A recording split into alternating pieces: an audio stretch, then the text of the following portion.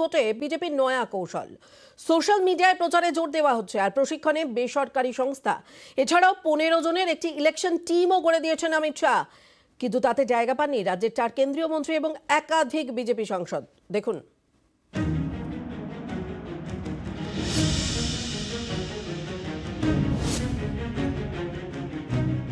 24 में 35 सीट दीजिए, मैं बताता हूं 25 की जरूरत नहीं पड़ेगी। 25 के पहले ही ममता दीदी की सरकार कड़ड़भूस हो जाएगी। টার্গেট বেঁধে দিয়েছিলেন আগেই, এবার সেই টার্গেট ছুঁতে একাধিক কৌশলও ঠিক করে দিলেন। হাতে আর মাত্র কয়েকটা মাস, তারপরেই লোকসভা ভোট। 24-এর এই ভোটের আগে সোশ্যাল মিডিয়ায় ঝড় তুলতে চাইছে বিজেপি। কলকাতায় এসে অমিত শাহের দাবাই, বাংলায় বিজেপির 1300 মণ্ডলের সব কর্মীকে সোশ্যাল মিডিয়ায় বেশি করে সক্রিয় হতে হবে। সোশ্যাল মিডিয়ার প্রশিক্ষণ দেবে ভিন রাজ্যের একটি বেসরকারি সংস্থা।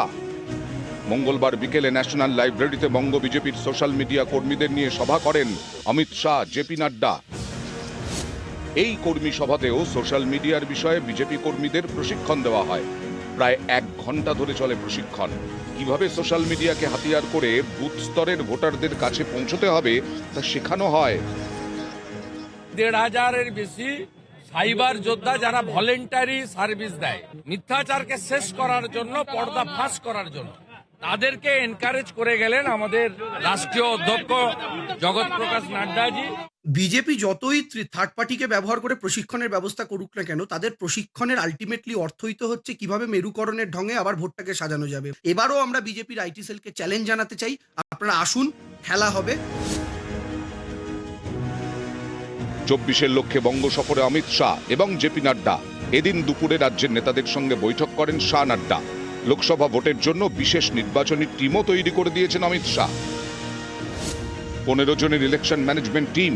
এই টিমে জায়গা পাননি বাংলার 4 কেন্দ্রীয় মন্ত্রী নিশীথ প্রামাণিক, শান্তনু ঠাকুর, সুভাষ সরকার এবং জন বার্লা।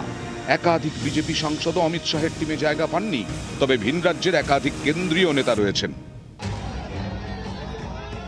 অমিত শাহের এই 15 জনের ইলেকশন টিমে আছেন সুকান্ত মজুমদার, শুভেন্দু অধিকারী, দিলীপ ঘোষ, রাহুল সিনহা, অমিতাভ চক্রবর্তী, সতীশ ধুন্দ, মঙ্গল পাণ্ডে, আশা লাকড়া, লকেট চট্টোপাধ্যায়, অগ্নিমিত্রা পল, জগন্নাথ চট্টোপাধ্যায়, জ্যোতির্ময় সিং মাহাতো, দীপক বর্মন, অমিত মালভিয়া এবং সুনীল বনসাল।